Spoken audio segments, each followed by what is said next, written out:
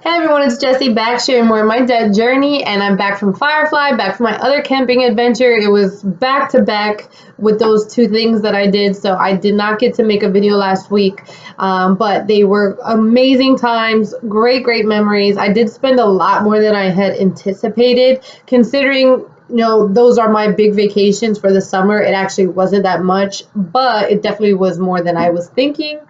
When I was in Firefly, it literally was $9 for one slice of pizza. I was like, what the heck? But, when you're in there for hours and dancing and walking around, I had no other option. I was starving and I was like, wow, I'm just going to have to pay this $9 for this one slice of pizza. Um, I did manage to make a payment though. I had got paid while I was down at Firefly, and I did make a big chunky payment on that student loan. So I'll show you now.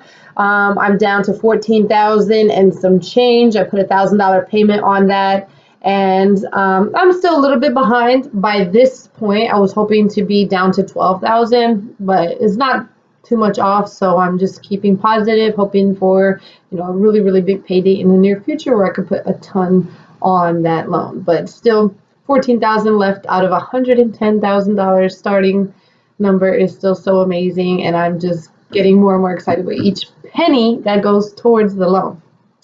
So with this video, guys, I wanted to talk about student loan forgiveness. It is so crazy to me how many people really don't know the options that are out there for their student loans. We all know about the student loan debt crisis. We all know how much it sucks to have student loans, especially if you're someone with them and you're making the payments, but there are ways to get out of them. And I'm talking about federal student loans right now, guys. I know a lot of you have private student loans, including myself. I had a private student loan. That's actually the one I just showed you, that there's really not a lot of options for. They don't have a lot of repayment options. They don't have a lot of forgiveness options. They're lended from banks, and there's just no laws governing that. They pretty much can do what they want. So unfortunately, if you have all private student loans, this is not going to apply to you, but a lot of people who took out student loans, there are going to be federal student loans mixed in there. If you don't know what you have, that's the first step of gaining control and figuring out your situation. You have to sit down, look through all your documentation, looking through all your paperwork and the websites, and just understanding what you have first is so key. I've been there where I had no idea what was going to who and what was going on, but thankfully my time working at a student loan servicer and kind of my own realization of, hey, I need to get rid of these things somehow, really forced me to understand my loans. So I'm going to be talking about federal student loans here. I actually, in my research, had found out that there are 337,000 people in America that are eligible for student loan forgiveness solely based on them receiving Social Security, and they are not applied for it. They're not getting it because they haven't made the effort to go and do it. And those 337,000 people are paying on $7 billion in debt. They're eligible for forgiveness and not doing it. There was two reasons for that. They thought, one, maybe because it was just too complicated for them to maybe try to even start the process, which it really isn't. So I'm going to try to help with that. And also they were afraid of a tax bill. If you don't know, once you get federal student loan forgiveness, you were charged with income tax on that portion that was forgiven. So in my case, for instance, I had $45,000 of student loans forgiven under my mom's name because of her disability. So under the federal income tax, that would have been about 25% that I would have owed in a couple of years from now. That would be $12,000. So they were saying maybe some people weren't doing it in fear of that, but I'd rather pay $12,000 than $45,000. Now, good news is since January 1st, 2018, with the new tax reform laws, they actually do not have to pay any income tax on any forgiveness that you get. So that is only applying to forgiveness that happens after 2018. Unfortunately, anybody that had their loans forgiven November 2017, you're still on the hook for income tax. There are definitely ways around it. You can claim insolvency, talk to a tax person or an accountant before you pay that. There's definitely ways around that. If you have more debt than assets, if your net worth is negative, you may be able to get out of that. So I'm not claiming to be a professional in any way. I'm not somebody that is certified to give out certain advice. I'm just somebody that has been through it all. I've consolidated my loans. I've had crazy amounts of student loans. I've been on every program. I've gotten them forgiven, and now I'm about to be completely done with them. So I've been through the entire cycle of student loans. I've worked for a servicer, so I have a lot of knowledge about it, but I definitely urge anyone listening to me or taking my advice to do their own research as well, because there is so much to each and every little part of what I'm saying. It is super easy to find this information, guys. Everything that I'm going to be talking about today, I found on studentaid.gov. I knew a lot of it, but I wanted to make sure I was getting the most current and up-to-date information for you guys, because the student loan arena, it is constantly changing. The tax law was something brand new to me. I didn't even know that. I was so shocked.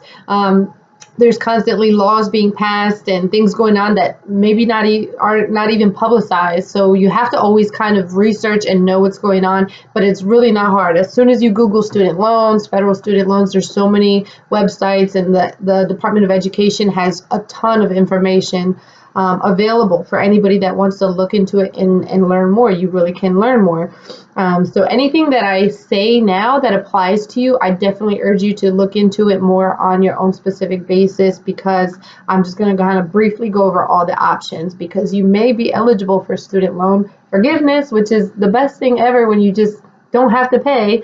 So these loans are federal student loans that I'm talking about. The loans that are covered are the direct loans, Federal Family Education Loan Programs, also known as FFEL loans, and Perkins loans. So not every single option is available for all of those loans. You'll want to go on that studentaid.gov to make sure that yours is eligible under each option, or for that option, but a lot of them are covered under these federal student loan options. So it might sound confusing, but I'm going to go through the options now, and once you visit the website, it might be a little easier for you to understand. So the first one is public service loan forgiveness.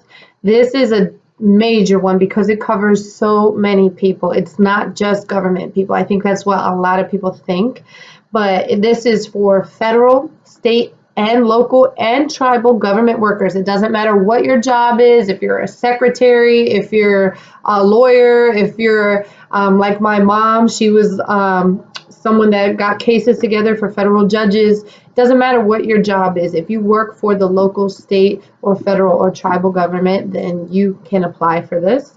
Nonprofit agencies that are tax exempt under 501c3, then you are eligible if you work for any type of nonprofit like that. Also, nonprofits that are not tax exempt employees are still eligible. So that covers emergency management people, folks that work for military service, public safety, law enforcement, public interest law services, early childhood education, public service for disabled, or the elderly, if you work for helping the disabled or the elderly, if you work with public health, public education, the public library system, school-based services, early childhood education, including licensed or regular child care. So I'm assuming that's like daycares, things like that, Head Start, AmeriCorps, and Peace Corps full-time volunteers. So all of those are covered under the public service loan forgiveness.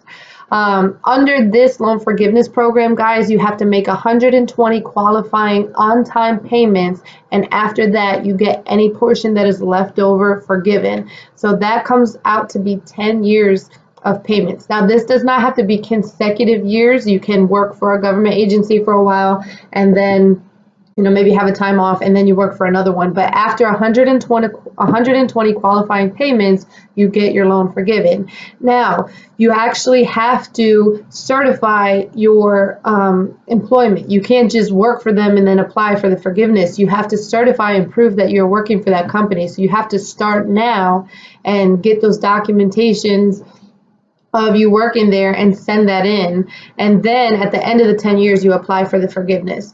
Also, something to note, you can't just be on any loan repayment. You have to be on an income-based repayment plan in order for that to go through. Because if you're on a standard plan, there is going to be no amount to forgive after 10 years. You will have paid the entire student loan. So they make you go on a income-based repayment. Even if you have high income, they're still going to make you go on income-based repayment, which you still might not have anything left over after 10 years. So you really have to kind of research and see if it's worth it for you, because if you are one of those type of employees and you don't have a high income, then it's really going to be worth it for you, because you're going to be on income-based.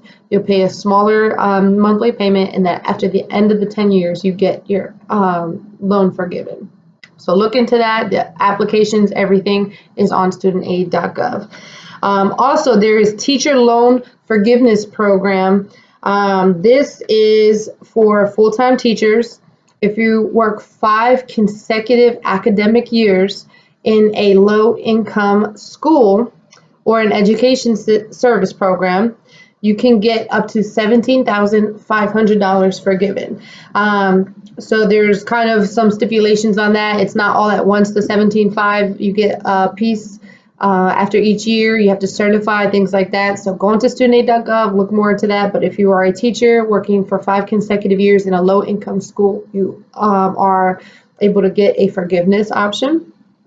Now, there's also federal Perkins loan cancellation. Now, Perkins loans are actually directly through the school. So you want to contact your school if you feel like this applies to you. If you have a federal Perkins loan, you can get it canceled, discharge, forgiven. All kind of means the same thing. If you work in a public or nonprofit elementary or secondary school, if you're a firefighter, if you work for Child or Family Services Agency, if you work in a tribal college or university, if you're in law enforcement, if you're a librarian, if you work in the military, if you are a nurse, if you're in intervention disability services, if you're a public defender, or a speech pathologist. So those are a lot of professions. A lot of those are just kind of general categories. So I don't think it matters what profession you have in that, like the military or like in law enforcement. If you are in that type of profession, then it's worth a shot of applying for this and looking more in depth to see if you qualify. There is a lot of stipulations and eligibility requirements on the website.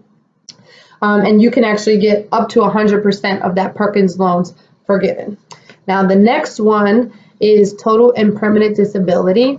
So this is what my mom had qualified for. There's a couple different ways to qualify for this. I was actually very surprised when she was qualified for it, because even having my experience in working for a student loan agency, I always kind of assumed the permanent disability forgiveness option was only for those that were basically either paralyzed or brain dead. But there are actually some other circumstances that will qualify you for this forgiveness option. So it is definitely important to know this, because I mean the employment ones are great because you're obviously doing a service for the public when you are working as a teacher or a firefighter or a nurse or the military, so you deserve to have it forgiven. But folks that are disabled and they cannot work, it's very important for their livelihood that those loans are forgiven. So under the total and permanent disability forgiveness option, you can get your loans forgiven if you are a veteran that is deemed disabled and no longer able to work. So the VA would provide the documentation for that. If you are receiving Social Security disability insurance or Social Security income, so SSDI or SSI will automatically qualify you for that forgiveness option if your next review is 5 to 7 years from the date that you originally got your determination, or from your most recent determination. Also, you can get it if a physician submits a certification stating and verifying that you have a condition that will either result in death, has been going on for 5 years, or will most likely continue for at least 5 more years. So that is a way that you can get that. So I'm assuming that's things like cancer or, some kind of, disability like paralysis or loss of a limb, definitely something major to qualify under that. Now there's some other ones, they're a little bit more straightforward. Death, obviously, if you are a student and you die, your federal student loans will be forgiven. If you have a Parent Plus loan and you die, the parent dies, that student loan is forgiven. If you have a Parent Plus loan and the student for whom it was for dies, it is also forgiven. So that's something sometimes people don't know. For instance, my mom has a Plus loan. I've always paid it, I've considered it mine, but technically it was her student loan. So if she died, I would have been not responsible for paying it. So if the parent or the student dies on Plus loans, you're not responsible for paying. And then not lastly, but another one, bankruptcy. So it's very hard to get your student loans discharged with bankruptcy. Before it was actually impossible. Now it's kind of loosened up and it's still nearly impossible, but it can be done if you can prove undue hardship. If you have to pay those student loans. Now I know we all want to say, obviously there's undue hardship when I have to pay $1,000 a month or $500 a month and you can't afford to do anything else. But it is very hard to prove in court. There is no one test or rule that they use to prove undue hardship. It's kind of like based on the judge. Also, it is a separate thing than the bankruptcy. So you actually have to file for Chapter 7 or Chapter 13. You have to declare that Chapter 7 or 13 and then demonstrate that repayment would impose undue hardship on you and your dependents. And it must be decided in an adversary proceeding, which is in bankruptcy court, and it's a separate lawsuit from the actual bankruptcy case. So it sounds pretty complicated. I really don't know the ins and outs of that. It sounds expensive and complicated, so I would not bank on that. Also, if your school closed, you are eligible for student loan forgiveness. While you were in school, your school closed, you can get the forgiveness, or if within 120 days your school closed, 120 days after withdrawing or graduating or leaving, then you can get your student loans forgiven. And then lastly is false certification. So if your school falsely signed for your promissory note, if you had identity theft, if you didn't have the mental capacity to take out that student loan because of health conditions or something like that, there's definitely a lot of eligibility requirements, so you'd want to look into that, but there is a false certification student loan forgiveness option. So the things I really wanted to make sure were clear was the employment options on this. There's so many professions that are covered under these forgiveness options, and you can have up to 100% of your student loans forgiven a lot of the time. So definitely go on studentaid.gov, check it out, look for your situation on there. They have everything clearly defined. There's links to every application, to every form that you would need. So go on there. And also I am open to helping anybody. I don't believe in these scams out there where they are charging people for this information. This information is free. So I am not going to be one of those people that are basically exploiting people that are already in debt and already desperate. I've been there myself. I'm finally on the way out, and I want to help as many people as possible. So if you want to shoot me a question, jessie.seren@gmail.com. I'd be happy to help anybody that thinks that you might be eligible, or if you have a question about student loans. So shoot that my way. Thank you guys for following me on my journey. Next time I update, I really hope to be even closer to my goal. I think I'll be down to maybe 12,000 after this next paycheck. I'm going to put a little hefty amount again on that student loan. So we'll see. I think about 12,000 I'll be down to. So thanks for following, guys. If you have any questions, shoot them to me at jessie.seren@gmail.com. Thank you.